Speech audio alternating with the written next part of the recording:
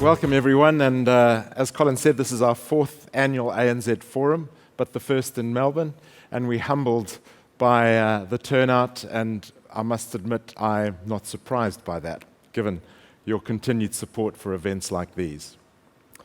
Just a year ago, I observed that the dynamic world that we lived and worked in had become a constant. I was having a beer with an ex-colleague of mine recently, and he expressed this sentiment, saying that today we will see the least amount of change for the rest of our lives. A scary, but also an exciting thought.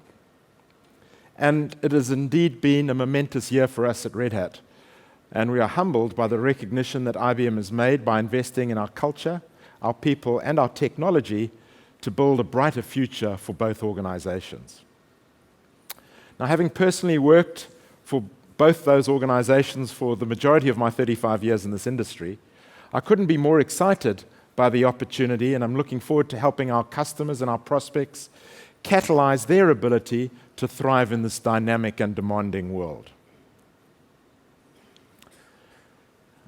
Now, reflecting on this recently, when I read a fascinating McKinsey study called the Mastering of the Duality of Digital, they observed that the pace and the degree of change and disruption varies greatly.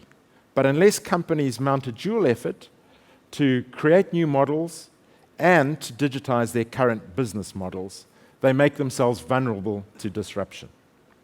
They described how the top-performing companies that do this are more than twice as likely to grow faster than their competition and have much higher revenue growth of 25% and higher, and have much greater market share than their competitors, their traditional competitors, of 5% more than those traditional rivals.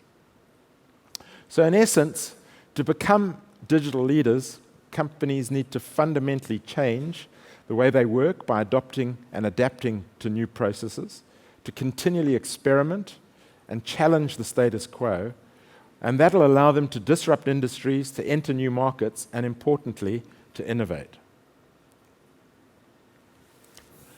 At Red Hat, our open source inspired collaborative culture has helped us identify these key demands in our customers and our prospects, and helped us fashion our hybrid cloud solutions, which you'll hear a whole lot more about later today. Red Hat's approach focuses on an open architecture, open processes, and an open culture. And that lays the foundation for an organization to transform their business and become leaders. This foundation provides the flexibility and the cultural aspects required to collaborate across the organization and rapidly develop and deploy new digital capabilities, and importantly, to innovate. So this, together with IBM and our partners, some of who have so generously sponsored this event today, helps fuel my enthusiasm for our ability to optimize the demands that this crazy world will throw at us over the next decade. And I'd like to hand over now to Ashish Badani, who's going to take us through some of those exciting announcements. Thank you, Ashish.